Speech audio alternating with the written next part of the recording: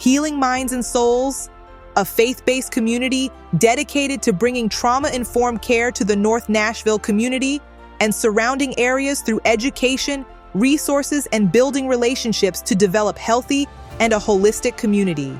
Pastor Ella Clay will be talking about how we can stop allowing fear to overtake us regardless of our past, present, or future.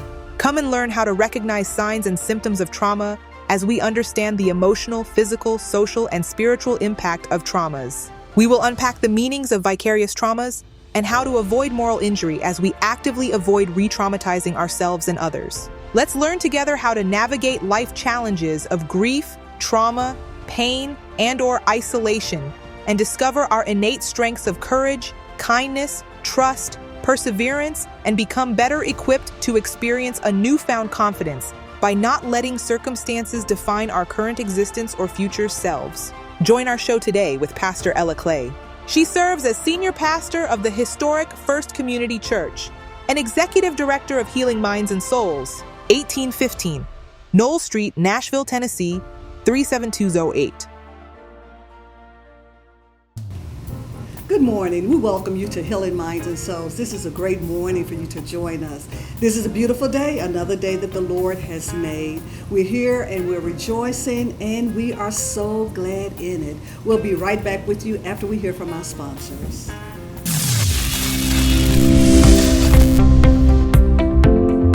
Are you tired of missing out on North Nashville's hidden gems? Our business library is your gateway to the city's best-kept secrets.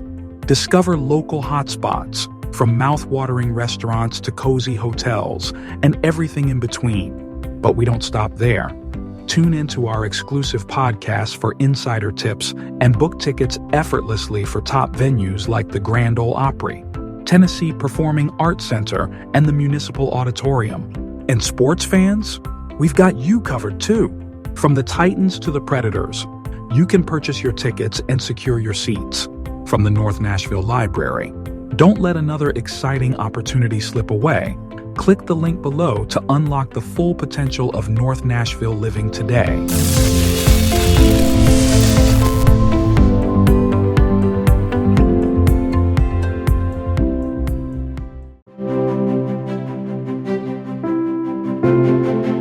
Wade's Lawn Service is your one-stop solution for all your outdoor needs. We offer comprehensive residential and commercial lawn care, expert landscaping and design, professional fertilization, and seasonal maintenance services. Our team of skilled professionals will transform your outdoor space into a stunning oasis, boosting your property's curb appeal and value. Hello, my name is Deborah Wade, and this is my husband, Ira Wade, located at 1215 Louisville Highway in Goodlettsville, Tennessee. We've been in business now since... I started in 98. Don't let lawn care stress you out any longer. Visit www.wadeslawnservice.com or call us at 615-766-8347 today to experience the difference of a well-maintained, beautiful lawn without the hassle.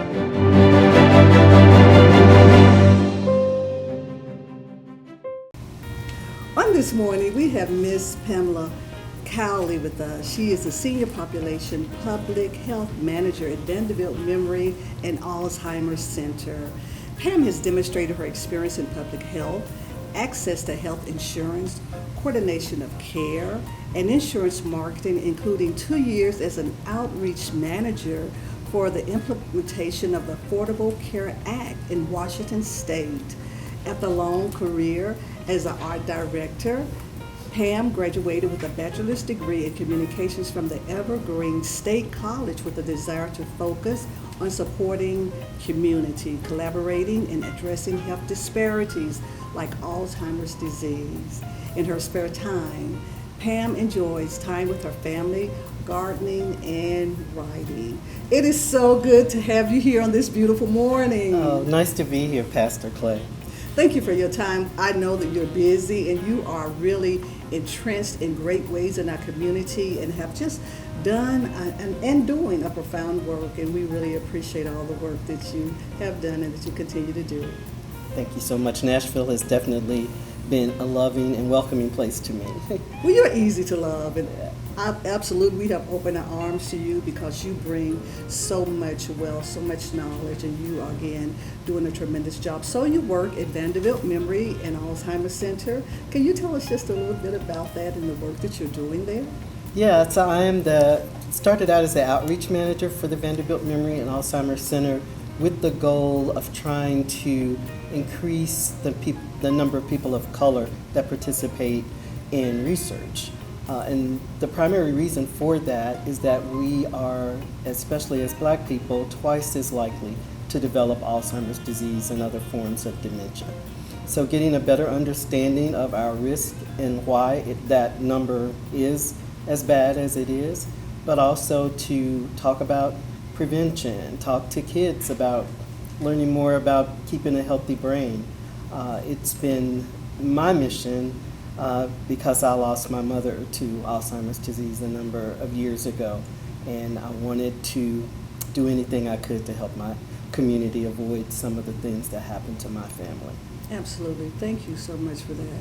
So, losing your mother again due to Alzheimer's, was that the impetus of how your journey has brought you to the place of where we are now? Yes, and it was a rough journey. I was, when my mother started to show signs, I was a single mom with 2 kids and a job, and it was impossible to navigate all of those things and see after my mother. So I ended up losing my job, having to relocate to a different state.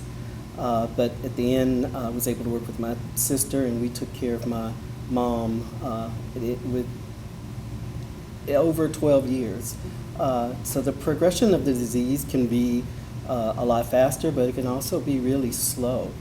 And unfortunately, with our community, it's taken like decades and many generations for us to accumulate the assets that we have, and something like Alzheimer's can wipe all of that out pretty quickly. It's heavy when you think about the disease, Alzheimer's and dementia, and what it does to not only the individuals that's dealing with the disease, but also the family, because the family is directly impacted. Yes. As you stated, you lost your job.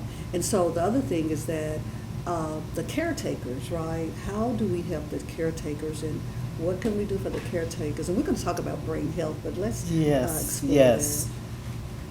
I think that the last statistic that I heard is that it takes about 4 people to take care of one person who's suffering with dementia.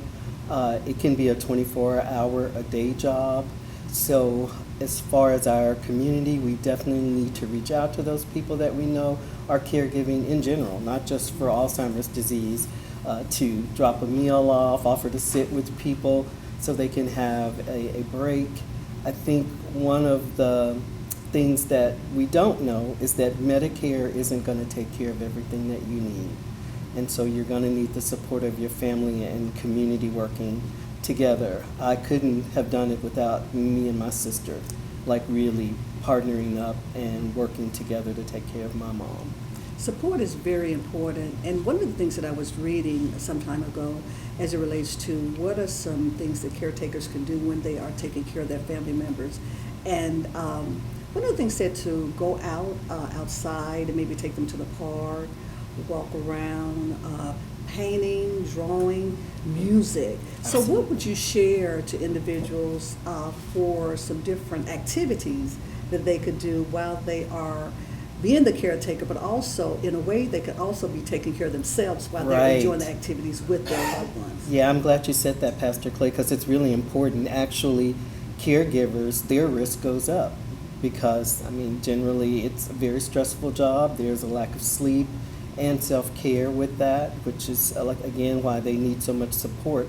But I think, like, the one thing I think I express most often about what I learned from taking care of my mother is keep them talking as long as you can, because it is a disease that eventually will silence them. So having those experiences, there is a YouTube channel, and we can share this information through your newsletter, called the it's like the I'm losing my train of thought, but anyway, there's short recordings of sermons that can hold the attention span of somebody that might be having some memory concerns. So they do a song, a verse, and a little bit of a sermon, and the whole thing is wrapped up in less than 7 minutes. And sometimes we're stuck at home while we're taking care of somebody, so it gives you the opportunity to keep those people of faith tied to their faith. One of the saddest things I think about the disease is many times church people don't get to come to church once they develop this condition, and it's unfortunate when it's been something that's been a part of their whole lives. So helping the church to be an open door to those families, and just like your church, my church Yes. has done with the Alter Dementia program, is just learning more about how to make the environment physically more inviting, educating the members on behaviors and things to expect, so we're not gawking at people, and that we have some understanding of what some of those outward signs and behaviors might be. Absolutely, because we want to keep people in community as long as we possibly are able to do so. I remember we had a parishioner, and she was dealing with Alzheimer's, actually like 90-ish years old, but just a beautiful individual. And we went to visit her, and before we left, we had prayer, we sung a song, and as soon as we started singing one of her favorite songs, she immediately started singing, and I mean, she sung out of her heart. Yes. It came from a really deep place. Yes. So like you said, singing and having a type of service when they're able to come into the church where that is conducive for them, and again, the caregivers and their families can still also enjoy the service as well. So can you just, and you have named a few, can you name a few other things that a church could do that would make it inviting for individuals that are dealing with dementia and Alzheimer's? Yeah, well, one of the things is having shorter services, Okay. because people with dementia can, their attention span, they can get restless and agitated over long periods of time. I know some of the altar churches, what they've done is like perhaps have a Sunday that the service is abbreviated, or for churches that do more than one service, they might make one of those an abbreviated service so it's not as long. Also, just having members that recognize that family, know that that individual is struggling with Alzheimer's disease, and they can be helpful. Like if they, of course, the circling, the pacing is one of the symptoms. Just being able to help and re-guide people back, because you recognize some of the things that that particular individual might show signs of, and it's been like an amazing opportunity to work with Dr. Epps, because of course our center is on the research side of trying to discover ways to combat this disease, and then her work, of course, is making churches more dementia friendly, and that is just better understanding the disease. It's not something that we're destined to have. We definitely, as a community, don't want to believe that it's our destiny, but we want to do what we can to prevent it, support our families that are dealing with it, and then, teach our kids the things that will keep their brains healthy, for their whole life. Absolutely. We're certainly grateful for Dr. Epps. I mean, the work that she has done and is doing is so profound, and it's absolutely revolutionary. It's life-changing, so we're grateful for the work that she continues to do. As we think about brain health, you said something really important and was startling in many ways. It's interesting that our community, whatever the challenges are, it impacts us even in greater ways. Yes. And so why do you think, or what are the findings that you all have found out? What are the reasons why we deal with it, we as an African American community deal with Alzheimer's, dementia in deeper ways, and what are some things that we can do to combat that? Yes, I just recently reread this quote that I remembered from years ago, and that is that we're a community of possibilities, not a community of problems. I think one of the things that I have a cousin that's almost 100 years old, and I visited her when I was in St. Louis last year, and I told her that I was there for an Alzheimer's conference and that African Americans have a higher risk of developing the disease. And it really angered her. She's like, why do they always want to say that it's us, that we get everything worse than everybody else? Well, health disparities don't happen in a vacuum.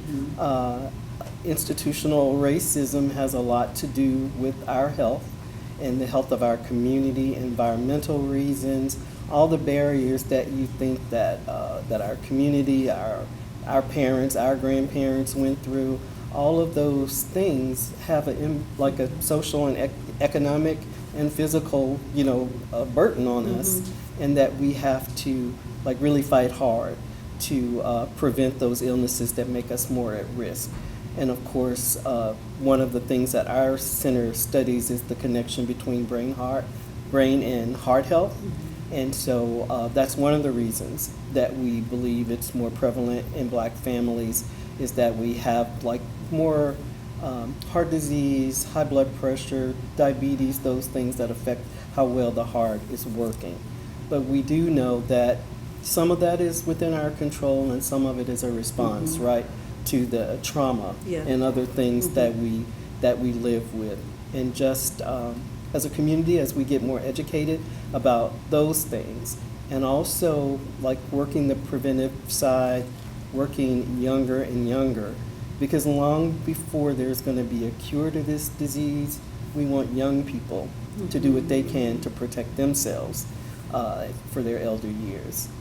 But that's, yes, it's not just that we are biologically prone to all of these disparities. It's a combination of factors that create the conditions that can make us more likely to develop these sorts of diseases. Unfortunately, that is, the truth.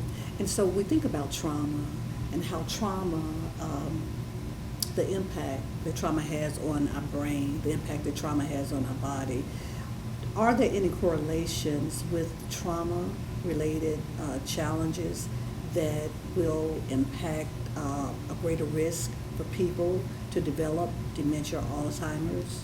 Yes. Now, there hasn't been a lot of studies that focus on it, particularly like with our community. But what we do know is that a history of depression is a risk factor.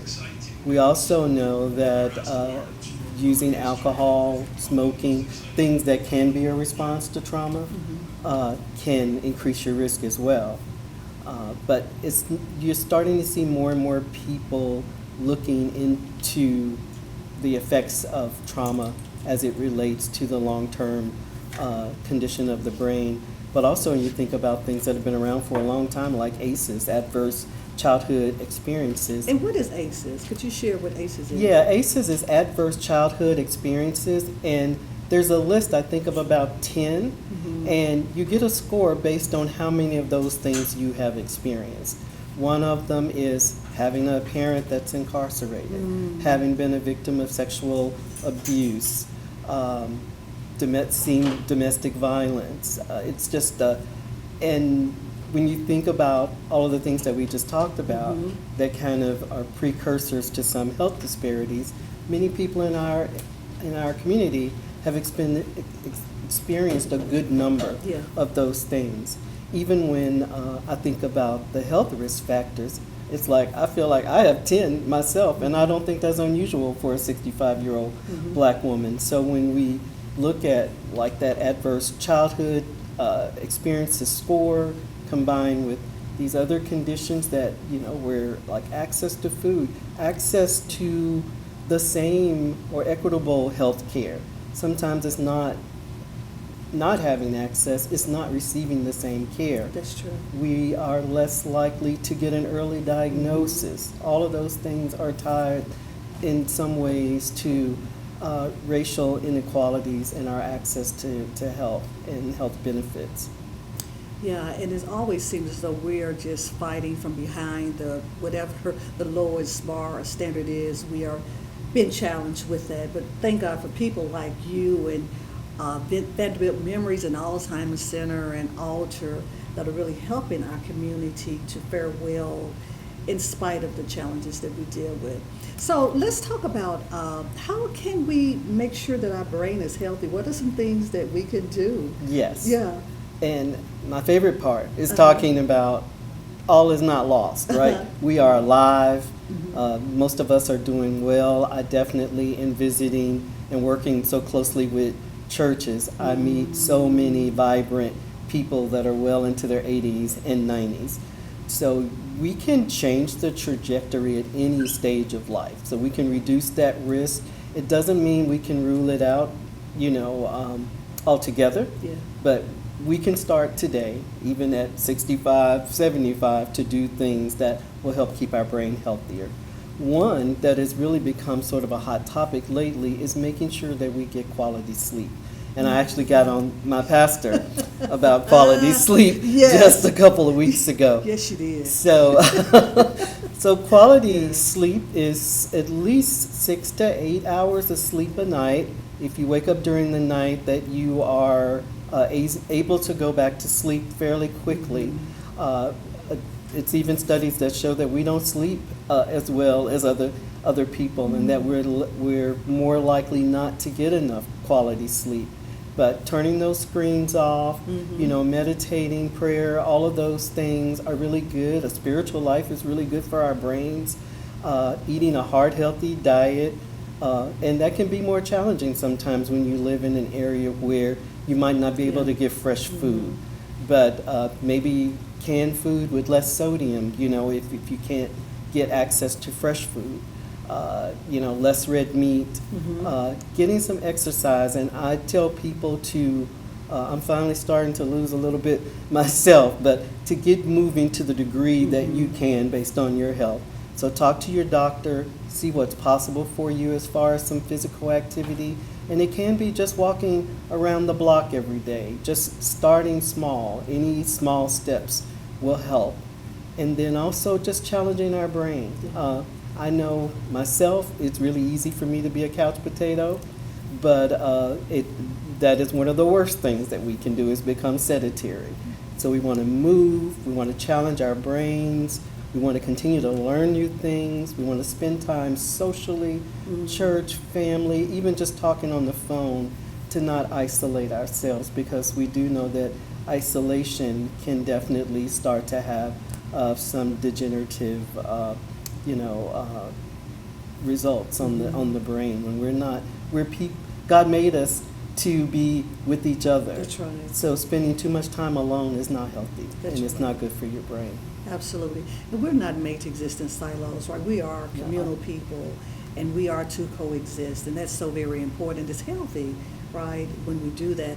Let me ask you this. So what are some things that we're doing for our youth and college students? Are we doing anything as it relates to brain health education for them? Absolutely. Yeah, there's a number of groups here in Nashville that are working, like with college students. I know we have the Black Mental Health Village that is Yes. working across all age groups, and I'm just really proud and Yes. happy to be able to work with them on some occasions, because Is they. that Benias Assayas? Yes, absolutely. Yes. Yes, so he's educating across the stages of life. And then also there's another group called No Potential Left Behind that's working with college students and high school students. And then we're starting to develop some curriculum for younger kids. And I find that when we're out in the community, that the young children are very interested in talking about it. They know so much already. Yes, they do. Right? Yes, they do. So one of the things that we do is ask them to tell us some ways to keep their brain healthy. And many of them know. That it means definitely eating right and getting exercise and reading, and they tell us those things.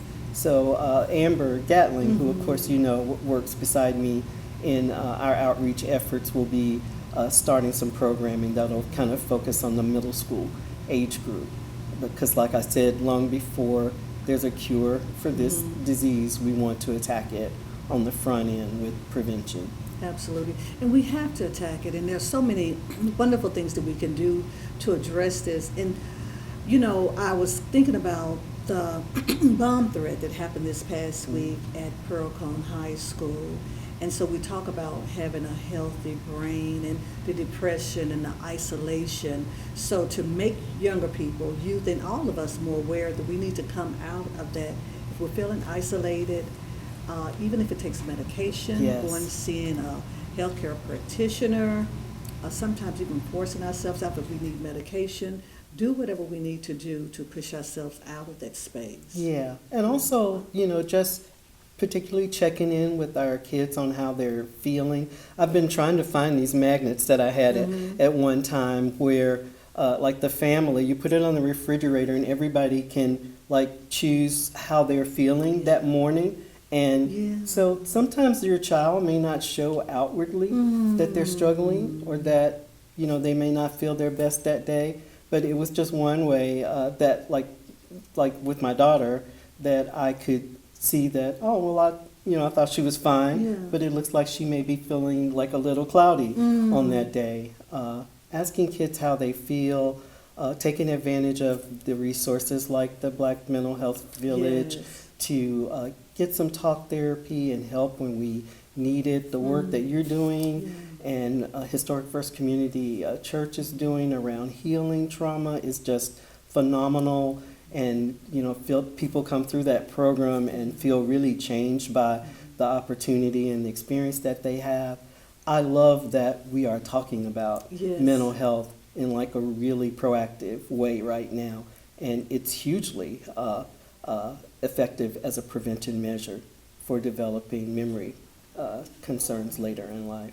Largely important. I really like the activity that you shared, and I hope that the audience and family members pick up on that, the activity. How are you feeling? And different maybe faces or numbers that the child or the youth can share with the parent or with the caregiver, caretaker, how they're feeling, because oftentimes people may not be able to express outwardly what they're feeling, but if they have a scale to go by, then it helps us to know where they are and locate how they're feeling and how we can assist them in better ways. Absolutely. Reminds me of the pain scale that you see in the doctor's office.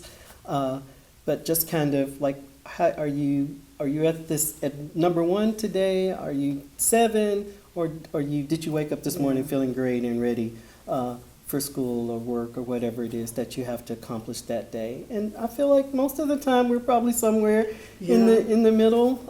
It's challenging times with lots going on in the world, and we can't forget that these are pandemic kids. Yes. They were affected by that 3 years. We think we were, these children definitely were, and we just have to be mindful of how well they're doing. And I'm sure that we haven't begun to see what the outcome of that will be, the effects of that, being pandemic kids, pandemic people. Yes. And so we'll just have to keep doing the work that we're doing. So tell me this, what would be, if you were to think about Vanderbilt Memory and Alzheimer's Center, what is one of the major projects that you are doing that you're most proud of? Can you think of just one thing that you would highlight that has just brought you so much joy? And I know you do so much, and we are again grateful for how you're out in the community and making a tremendous difference. And you have largely impacted Vanderbilt Memory and Alzheimer's Center in great ways because they brought you here to do the work that you're doing. And I know that there's a number of reasons why they're so successful. So we thank them for the work that they continue to do. Yeah, thank you, Pastor Clay. I think the thing I'm most proud of is just raising awareness in the community that we know more than we did. We're starting to understand, like what's the difference between Alzheimer's and dementia. And I think that's probably the number one question we get asked. And Alzheimer's is a type of dementia. There's several. There are many actually, but 5 or 6 that are most common. Alzheimer's and then vascular dementia are probably the ones that are most common in our community. But raising awareness, working with churches. I rarely get the opportunity to come and worship at my own church, but it has been such a beautiful experience to visit the many churches around Nashville and, like I said, meet so many people. I'm a transplant. I came here 4 years ago. I'm a Tennessean by birth. 47 years I lived in Memphis that Dr. Head reminds me of all the time. But Don't want you to forget I that. know, right? I'm a proud Memphian. But coming back to Tennessee during the pandemic, that this city and the people here, and particularly in this community, have really embraced me and listened to the messages that we share. And we've been able to increase the number of people that come into our study. Our study is an observational study, and what I want our community to take advantage of is all the free assessments that you get in coming through that study, because sometimes, and I've met a number of people where this was true, we find something else with your health that you might need to address. So it's a much more thorough physical than you would ever get just for your annual with your doctor. It's just a full scope of like your whole health, and then we sit down and do a feedback session with you and talk about how well you did on all of those tests. Amazing. So what if an individual was interested in the study, what would they need to do? Yeah, you can just call our center. It's 615-875-3175. Awesome. Vanderbilt Memory and Alzheimer's Center. You can ask for me or Amber, and we're happy to help you. We're happy to talk with you more and give you some examples of what's involved in getting involved, and just remind us too that as we get involved that we are doing our part to help those future generations to avoid this disease. Absolutely. And phenomenal. it's been my pleasure and great privilege to be out here sharing the message. Well, we are certainly grateful for all that you continue to do. So what would be your final words to our audience on today? Take care of your brain health, get good sleep, eat well, get moving, and take care of each other. Take care of each other. That is so powerful when you think about that we are created to take care of each other. For the Word of God even lets us know that, dearly beloved, God wants us to prosper and to be in good health, even as our soul prospers. So that's inclusive of our spirit, our minds, our bodies, and our souls. So as we take care of ourselves, we are able to take care of each other. Thank you so much for joining us. We'll see you on next week. God bless you. Yeah. Thank you, Pastor Clay. Thank you.